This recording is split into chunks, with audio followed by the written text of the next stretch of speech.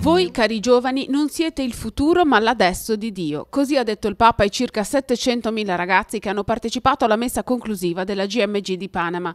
La riflessione di Francesco, scaturita dalla lettura del Vangelo del giorno, è semplice e concreta.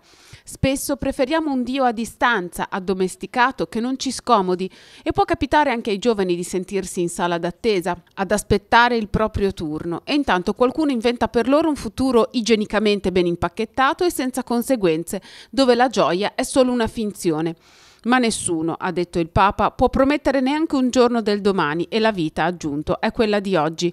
Voi, cari giovani, non siete il futuro, ma l'adesso di Dio, ha detto Francesco, indicando ai ragazzi Maria, che ha avuto il coraggio di dire sì per partecipare a questo adesso del Signore.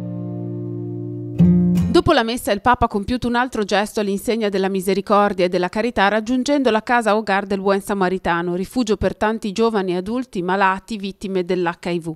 I 60 ospiti, ragazzi e ragazze assistiti anche da altri centri, hanno ringraziato il Papa con i sorrisi, i fiori, i doni fatti a mano e le canzoni scritte per l'occasione. E anche qui il Papa ha invitato ad invocare Maria perché renda attenti alle necessità dei più poveri e dei sofferenti. Quindi la recita dell'Angelus e al termine la preghiera per le vittime dell'attentato nella cattedrale di Jolo, per quelle dei disastri in Brasile e in Messico, per la pace in Venezuela.